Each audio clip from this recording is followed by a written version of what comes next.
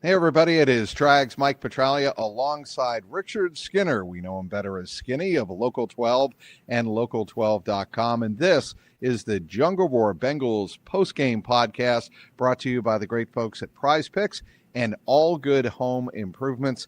The Bengals finally put out of their misery, their season put on ice, if you will, on a frigidly cold day, the second coldest game ever at Paycor/Paul Brown Stadium.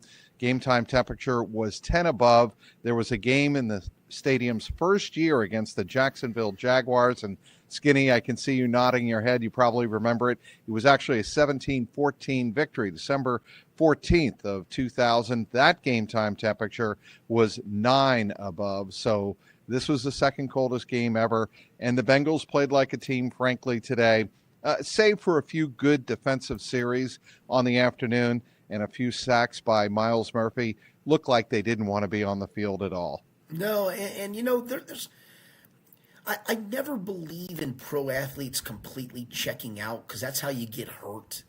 But it felt like today it was literally like going through the motions. I never thought I would see a Joe Burrow-led offense look like that. You had a couple of Jamar Chase drops. They weren't easy plays, but I mean, Jamar Chase is an elite receiver who catches everything, and he had one go off his hands on a high pass for an interception. The offensive line didn't play as well as it's played of late. The Bengals didn't run the ball as well as they have of late, and it just felt like, especially once it was 14-0 at the half, that second half felt like nothing more than just playing out the string. No sense of urgency getting in and out of the huddle. No sense of urgency doing things play-wise. One point they're down 17-0. It looked like they were willing to check the ball down the field, which you couldn't do at that point. You needed chunk plays, and I get some of it's probably Joe Burrow trying not to get hurt, the coaching staff trying not to get Joe Burrow hurt, but the optics of it were horrible. This is the way this miserable season on a miserable day should have ended, miserably. 24-0 was the final score. The Ravens improved to 7-7.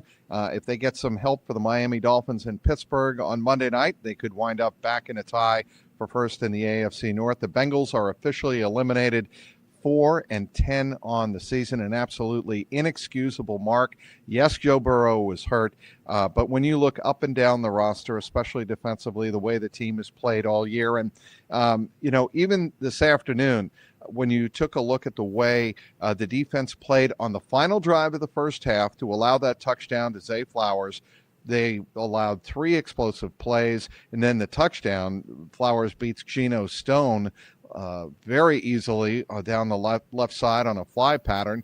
That made it 14-0. That's when you knew really the game was over. But to start the third quarter, the Bengals moved it to the 32-yard line of the Ravens. Then Burrow could not get anything done on third and fourth down. Fourth down pass off the hands of Mike Gesicki in the end zone. Ravens get it, march right down the field. Derrick Henry with a couple of explosive runs, back-to-back snaps. They get the field goal, 17-0. That was your ball game. What we really need to get to in this podcast, and I want to get to 2 people, well, 3 actually.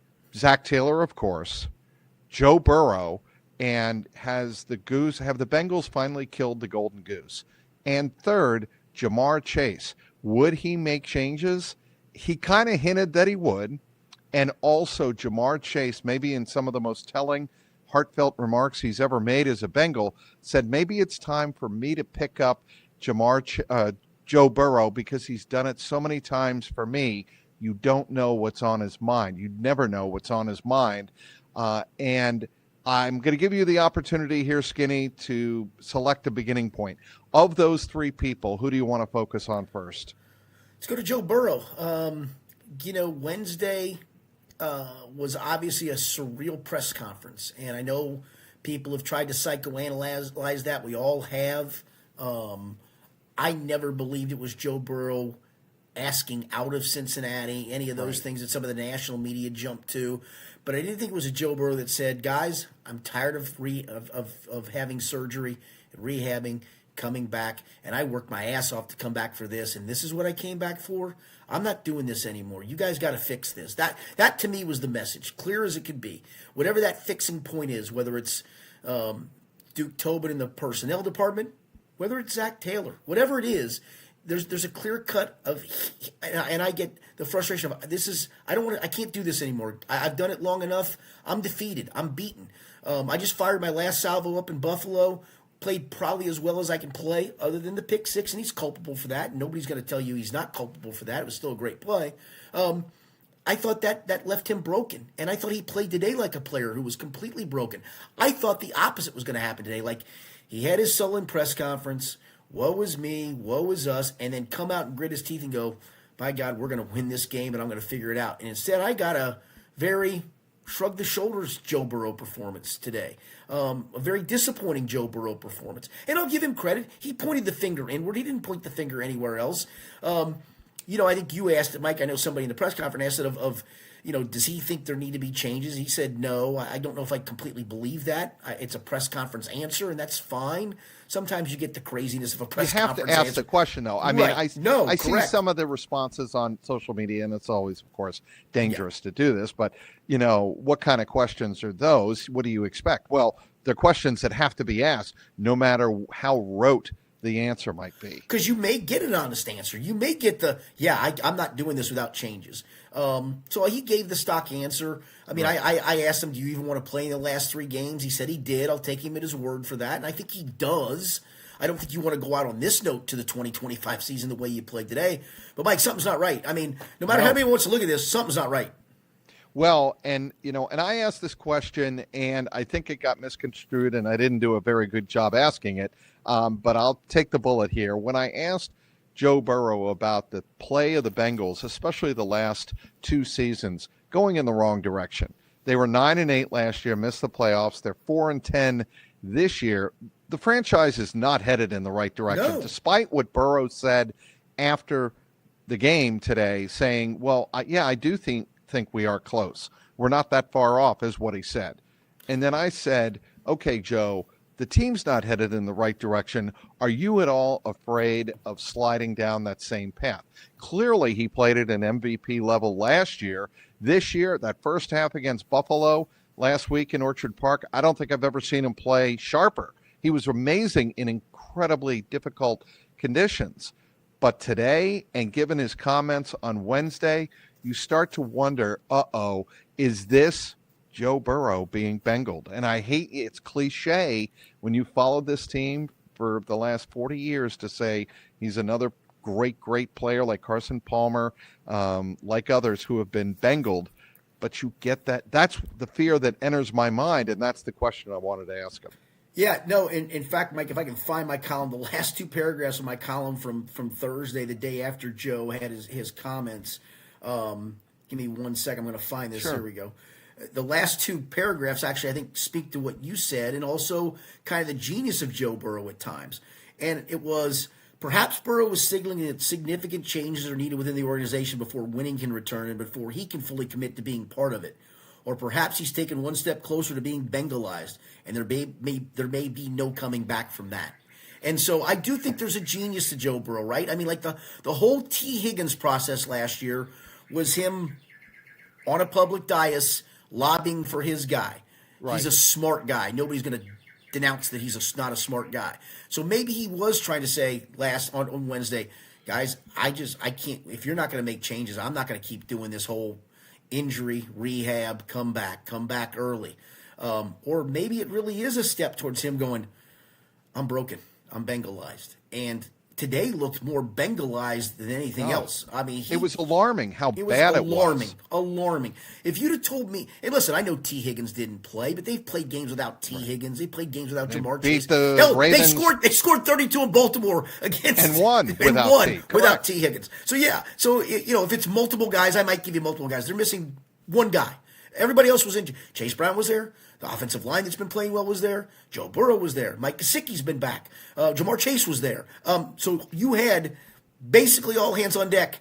I don't know if I could put up 41 points without T. Higgins, but I sure as hell can score 8 points without T. Higgins, and I should, and they didn't. And it never looked right today. No, and Joe Burrow, for the first time in his career, was shut out. 25 of 39, 225, no touchdowns, of course, and the 2 interceptions, just a 58.2 quarterback rating. And after the game, Kelsey Conway of the Inquirer asked the question, 3 years of missing the playoffs, do you still have confidence in the front office and the coaching staff? A lot of confidence. The follow-up, of course, from Kelsey, why do you? Because I know hard people work at it, and we have the right people. It starts with players playing better, and today it was me. He took accountability, but again, I think a lot of fans who are outraged at this team, who are just sick and tired of it, maybe they're considering canceling season tickets, they want to see real change. They want to see a general manager. They want to see somebody come in and build the defense like the Patriots did in New England. They blew the game today, the AFC East. We'll get to that maybe later. But the Patriots came in and overhauled their defense. Other teams have done similarly. The Steelers did that. The Ravens, to a part, during the course of the season, rebuilt on the fly. The Bengals sit back and go, ho-hum, this is what we got, and if we don't win, that's too bad. And it's infuriating.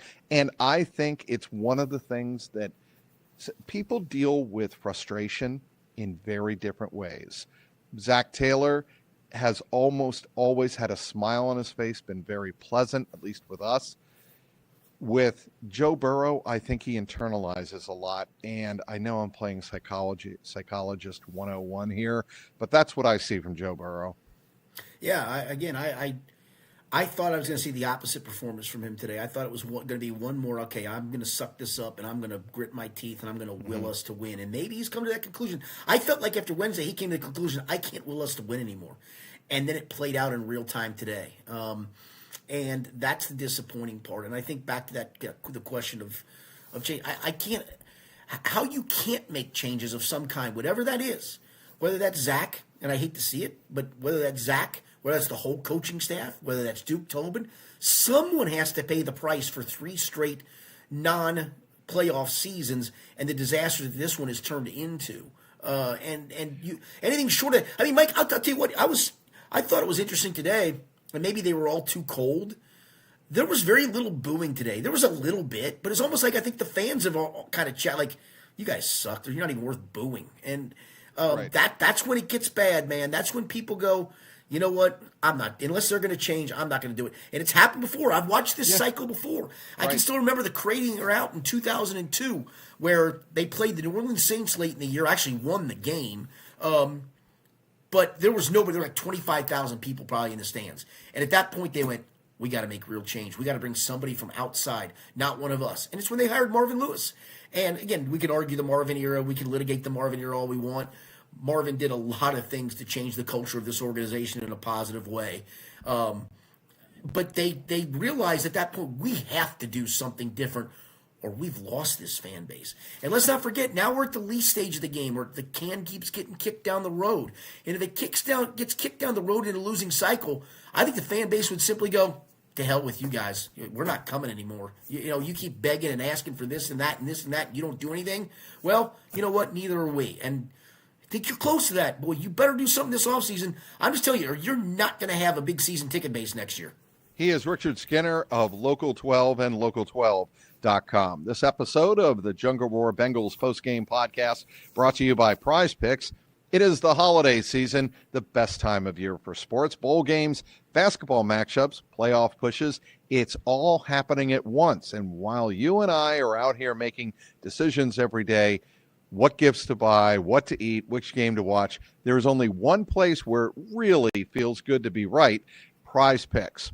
New feature out this month, this December. Prize Picks now has early payouts. If your lineup gets off to a hot start, you may now have the option to cash out those winnings before the game even finishes. Is your fantasy season already over?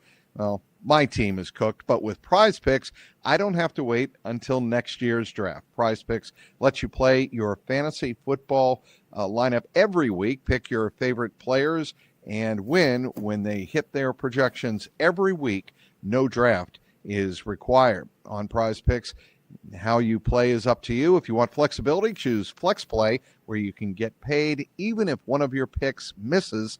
And if you want the biggest payouts, go for the power play. No matter your play, Prize Picks is a great way to put your takes to the test. Download the Prize Picks app today and use the code CLNS to get $50 in lineups after you play your first $5 lineup. That's code CLNS to get $50 in lineups after you play your first $5 lineup. Prize Picks, it's good to be right. Back with Richard Skinner of Local 12 and Local12.com. You mentioned the name Marvin Lewis before the break there, Skinny. Want to ask you, Marvin Lewis coming back as a general manager or director of player personnel, would you sign on for that? No, not a chance. He has no experience in doing that. No. I want a bona fide. Really? I want a bona fide. I want a bona fide GM who's done it before. I don't want a guy. No. Well, you're not going to get a general manager. That's my Here's the issue, and here's why I bring up the name. You have a trust factor with Marvin, and if there's one thing that he did get credit for his first time around, he was a terrific talent evaluator. His coaching, his decisions, his preparation of the team, that came under scrutiny certainly in the last 5 to 7 years. His inability to win playoff games, that came under scrutiny. But in terms of building the roster, I think Marvin Lewis did a pretty good job and had a voice in that. Skinny, you were around more than I was. In a different era to me. I mean, I need a modern mind. I need an analytics mind. I need more scouts. Here's my answer. My retort to that, my response to that is you're not going to get probably a much bigger scouting department. You're not going to get a true general manager. And if you're not going to do that. Here's what I think. Mike, go ahead. I think this would be nothing more than a retirement job for him, and I think he'd coast through it. I really do. I just don't see it as something that he would take all that seriously. I'm sorry for that. I don't. I just don't think. If he was serious about this business, in my opinion, I think he would have fought hard to get back in the game as a defensive coordinator, tried to work himself back into a head coaching position. I think he got himself a cushy job at Arizona State. Then he got a cushy job with the Raiders. Now he's doing some national radio, and I don't blame. Look. Got money in the bank, bro. I don't blame him an ounce for that. But I don't want that guy to be in charge of my football team. No. All right. Let's move on to the guy that is in charge of the football team on the field, Zach Taylor. Your thoughts on his comments? I think I counted 20 times he said the word frustrating in his postgame. Fans don't want to hear that. They want to hear more accountability from the coaching staff, which he did give some when he talked about the play calling and when your team doesn't score, and there were many opportunities out there. It starts with me, the play calling and how we design the plays. But I just don't sense that the players respond to him in a way that they would respond to a Tomlin or a John Harbaugh on the other side of the field today, or other younger coaches. And when you have a team that looks as lethargic and apathetic as the Bengals appeared today, the coaching has to come under fire. And it certainly has to come under very close scrutiny, if nothing else. And, a lot of fans have long called for a change at the head coaching position. How did you see Zach Taylor's comments today? Yeah, if somebody had asked me this week, I would have said, no, I don't think he gets fired. I don't even think he's on the hot seat. But after today, when you lose as ugly as you lost, and you can't point the finger at the defense, you can point the finger at Zach Taylor's offense. I think the seat just got really hot. I think he needs a good performance over the last 3 games, and to make sure his guys haven't checked out, because it looked like some of them had today. I think to come back. Now, I say that fully knowing he has another year left on his contract. Mike Brown doesn't like to pay people not to work. You can always use the Burrow injury as an excuse, but he's back from that injury. That's not an excuse today, but you can always use it as an excuse for how the season slipped away for the most part.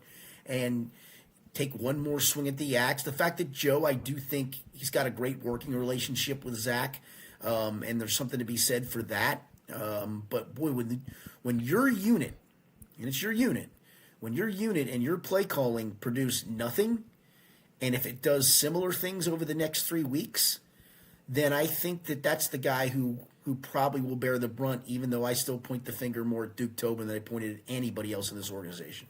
I would agree with that 100%.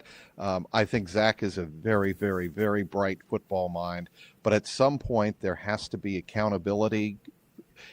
Either has to be players losing their jobs or getting benched for an extended period of time. He's done that, I guess, in stages with Cam Taylor-Britt. You could certainly say he's done that, but he's not going to do it with a veteran like Geno Stone, because I think there's fear in that locker room that if he loses Geno Stone, he loses the whole cornerback, defensive back room, which to me is silly when you have a 4-9 team. I get it if you're, hovering around 500, and it's a very delicate situation. This is not delicate.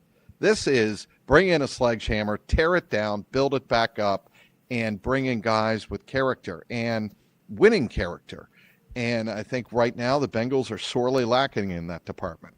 Yeah, I mean, I'd like to see, I don't think we'll see it, I'd like to see Tyson Anderson over the last 3 games. I don't think he's an answer. I don't, but I'd like to see it. I mean, at this point, now here's the point. You have nothing to lose now. Let's see what these guys can do. This is extended preseason for 2026. Let me see some McKinley Jackson. What does that look like for extended snaps? Probably not going to look good, but I'd like to see it. Some of those young guys, see some of that stuff. I'd like to see some Josh Newton. I know it's probably not going to look good, but I need to see it. I need to see, what do I have in these guys? Can they help us moving forward? Because I know what I've got in these other guys. They're not going to help us moving forward. So what difference does it make? No, and Skinny, I think, when you read the body language of Zach Taylor, he looked pretty frustrated. He looked at a loss because he knew that the questions were going to come at him pretty fast and furious, and he knows the team is a joke right now. And he's going to say all the right things to try and defend his players. But, I asked Zach, why do you think there shouldn't be major changes on your staff in the organization based on what just took place? And he, just gave, the answer, we have the right people. Well, no, you don't have the right people. You don't have the right people. No. And I think Skinny, let's take a moment right now to discuss the internal battle going on from, as you understand it, and you talk to a lot of people, between the coaching staff and the front office, and how you see that going forward into the offseason. Because to me, that is one of the primary storylines of how this Bengals team takes shape for next year. I think there was no better example than Jermaine Burton. I think Zach Taylor, if he had his druthers, would have cut him back in training camp. And they made him stick around, and the kid could never get active, and he still was missing meetings, and they were still trying to deal with it. I know for a fact there was a game earlier this year they were going to try to play him. And what happened? On either the Friday or Saturday, I think it was the Friday, he doesn't show up again. And so scrap it again. I don't know how much he was going to be used, but they were going to try to get it. Couldn't do it. This last time going to Buffalo, can't make it for the team trip, and they end up, finally it was the last straw. But I think that's the example right there of the disconnect. And I don't think that was a Duke Tobin. I think that's a Mike Brown call, that he thinks he's Father Flanagan and he's going to save all these poor lost souls. Some of them, buddy, old man, you can't save them. You just can't. And this is a business, and I know I feel that Mike at least has some empathy for people, and that's great. But in this business, you either have players who can help you win or you don't. That's what it comes down to. And when guys are like that, you just got to cut bait at that point. And he wasn't willing to do it. And the coaches had to answer for it. And Zach had to answer for it. And it was embarrassing for all involved. And listen, Zach was the one that looked excited on draft night when they got Jermaine Burton. So Zach's culpable for some of this too. But I think at some point, to his credit, he was like, screwed up, got to get rid of him. And they wouldn't let him do it till the longest time. And so I think there is a disconnect there. And I don't know how this gets fixed without maybe sweeping changes across the board. I just think you have to start with a bona fide, buck stops here, general manager who's accountable for the roster. The coaches are then accountable for coaching that roster, and then we can figure out where the accountability lies. Right now, we all point our fingers in every different direction. I don't think we're wrong, because I think every different direction has a piece of the pie that is messing with this, but we really don't, and I think that's part of the frustrating part of, I'd like to know where the buck stops. Nobody knows.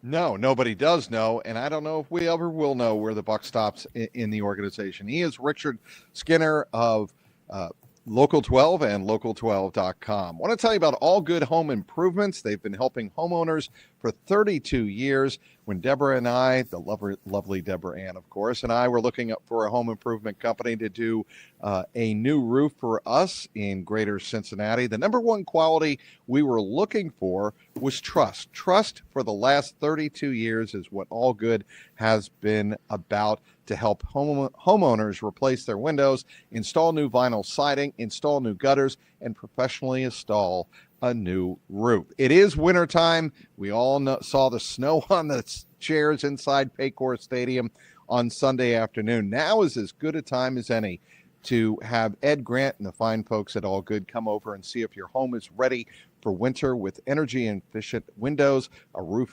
inspection, or even a gutter inspection. They'd be glad to come out and do a free inspection to see if your home is indeed ready for the bitter cold. All Good offers interest-free financing with payments starting at just $99 a month. And now they're offering this special only for Jungle Roar podcast listeners and viewers. If you have 10 windows that need replacing, you can get 5 of them for free and an additional $500 off on the purchase by mentioning that you heard it right here on the Jungle Roar Pod with Trags and Skinny. Maybe you need 20 windows. You'll get 10 of them for free and that additional $500 off by mentioning you heard it here on the Jungle Roar Pod. During All Good's buy one, get one free offer, call my friend over at All Good, Ed Grant, that would be, of All Good Home Improvements, for your free home inspection. 513-247-2900. That's 513-247-2900, or you can simply visit their website, myallgoodhome.com. Back with Skinny of Local 12 and local12.com. Let's move on to Jamar Chase in the locker room. He said a number of poignant things. First of all, Skinny, your thoughts and his comments about maybe it's time for me to pick up Joe Burrow because he's picked me up so many times. You never know what he's going through. What was your reaction to that? Yeah, it's a little different, right? Because those guys have always been tight in their relationship, but I don't think they're boys off the field, but they're certainly their professional relationship has been tight. I think he sees a guy hurting at the moment. Jamar's always an interesting cat in that regard. He reads the room pretty well, and I think he sees a guy who's hurting in a lot of different ways. I think he picked up on that vibe probably Wednesday, tried to slough it off a little bit when he talked on Thursday, like, oh, it's all you guys. No, it really wasn't. It was your guy saying a lot of stuff that was kind of sullen. And I think now he realizes after watching today of, my guy's in trouble. I gotta figure out a way to fix my guy, because my guy right now is a mess, and he is. Well, how broken do you think Joe Burrow is? Very, very. I thought he was on Wednesday, but like I said, I thought that was more maybe getting it off his chest, making a point, like I said, of we got to have some changes, man. I'm not going to keep doing this stuff if you're going to not help me as well, organization. And then today to see this, it was depressing if you're a Bengals fan, because you can come back from this. He's a great player. That part's not changed. But today I saw a Joe Burrow who just literally was going through the motions. This felt different than the 38-3 loss at the end of the 2020 season, where, obviously it was a Baltimore team that was headed to the postseason, and the Bengals were without Joe Burrow. He had already been lost with an ACL. But the Ravens at Paycor just completely boat racing you out of your own building. This was your back against the wall. This was last roundup time, last gasp time. You still had a legitimate chance with a win today to maybe pull this off. And you got that? You got that performance? I mean, it's inexplicable. It's just inexplicable. And I'm super interested if Joe plays these last 3 games. I have no reason to think he at least won't play the next one and maybe the next after that. And we'll see what happens in the finale against Cleveland. What this looks like. Because if it looks like it did today, then they got a whole lot of mental fixing to go on with this cat. Because this was not right today. I have always thought the Bengals have been awful, terrible, one of the worst in pro sports at reading the room. Like, they don't care about PR. If there's one team in pro sports that does not give 2 hoots about public perception, it is your Cincinnati Bengals. Go ahead. No. Well, what I'm saying is, I don't think they care if Joe Burrow looks demoralized. The bottom line is the bottom line, and you're getting paid $55 million. I'm sorry, but you're getting paid $55 million. And I'm like, well, do you want to give the guy the tools offensively and defensively to win games? Another quote that stuck out to me like a flashing beacon. When asked why is it so difficult? I think Marshall Kramsky of Channel 9 asked it. Why can you not play complementary football? Joe Burrow says bad teams like us cannot play good team or bad teams like the Bengals, like we are, play bad football, and we can't do things complementary because we can't execute.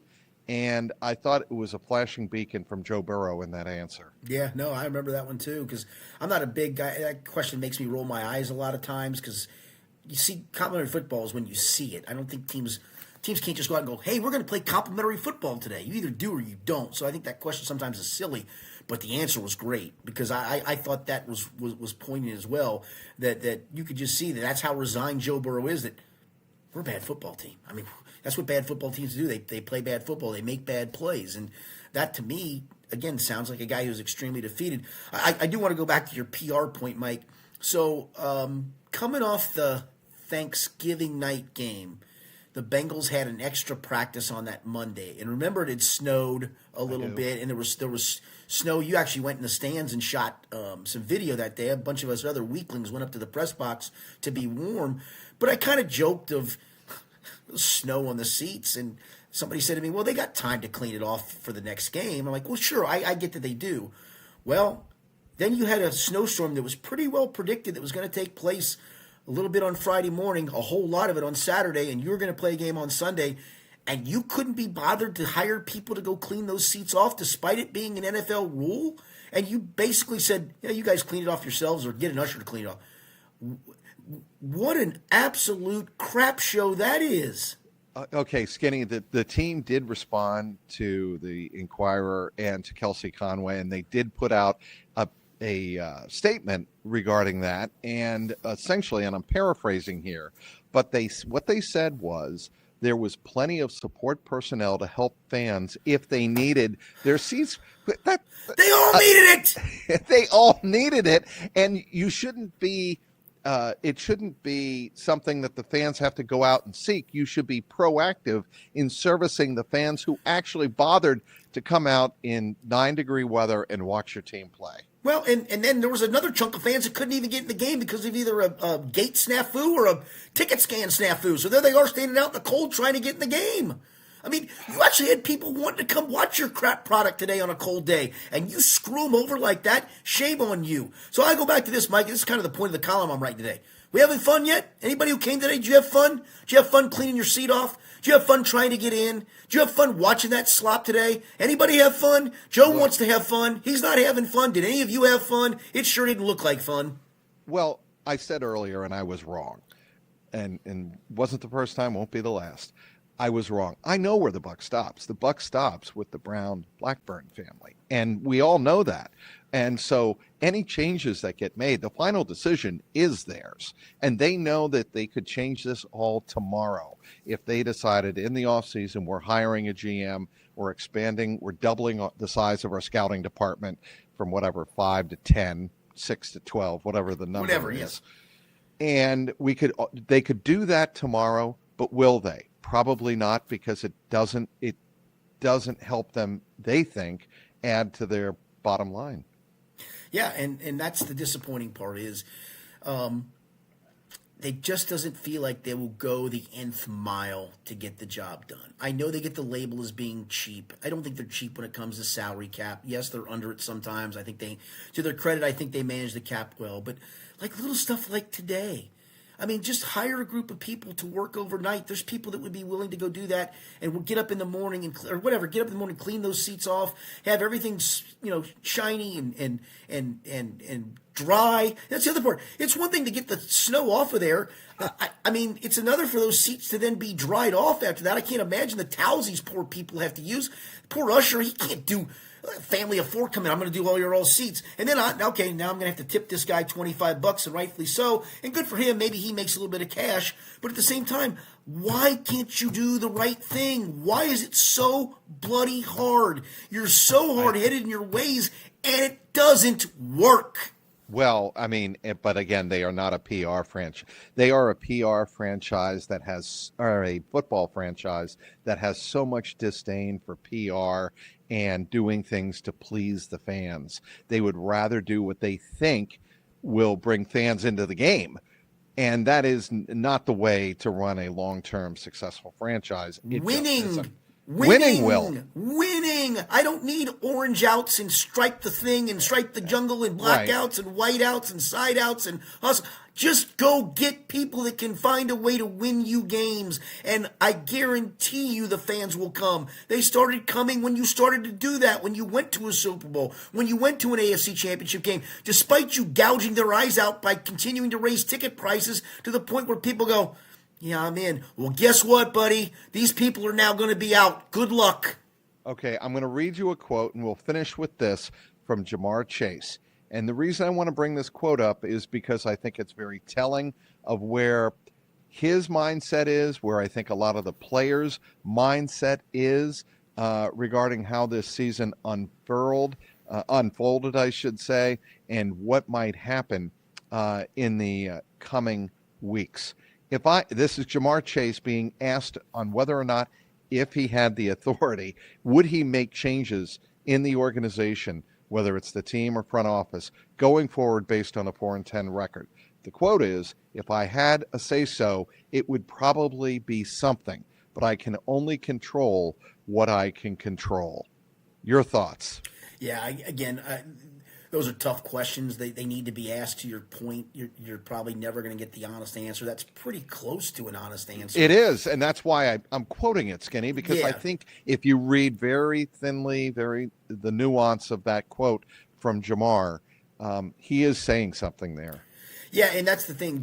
Does he think it's above Zach? Does he think it's Zach? Does he think it's the coaching staff, including Zach? That's the part that makes it hard to read between the lines, right? Because I don't know. He's not wrong. I think that's what we're talking about. Is change has to be made, but where does that change come about? And I don't know if Jamar knows where that change comes about or where he's hinting where that change needs to come about. We're going to find out, I think. I mean, if January 4th or 5th comes along and you don't see some level of change in this organization, well, then shame on you if you keep coming and watching this crap, folks.